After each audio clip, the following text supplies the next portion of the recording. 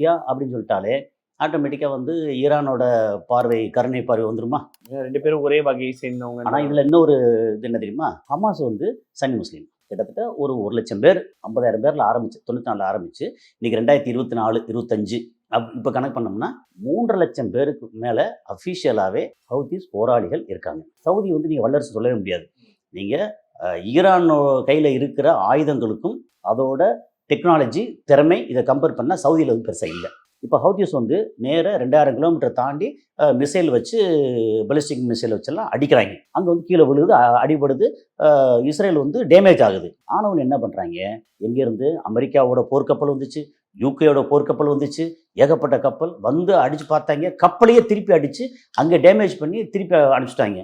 இப்போ ஈரான் வந்து தான் சர்வைவல் வேணும் அப்படின்னா இவங்களை வந்து மட்டுப்படுத்தணும். இங்கே மட்டுப்படுத்துகிறதா இருந்தால் சவுதி அரேபியா வந்து அவங்களுக்கு சப்போர்ட்டாக இருக்காங்க, யுஏஇ எல்லாமே வந்து இஸ்ரேல் அமெரிக்காவுக்கு சப்போர்ட்டாக இருக்காங்க. அப்போ அந்த சப்போர்ட் வந்து குறைக்கணும் அப்படின்னா வேற ப்ளே பண்ணணும். ஹவுதீஸ் வந்து ஒழிக்கணும் அப்படின்றதுல சவுதி ரொம்ப கான்சியஸாக இருக்காங்களா? முக்கியமாக ஹவுதீஸ் வந்து ஆரம்பித்ததே சவுதிக்கு எதிராக தான்.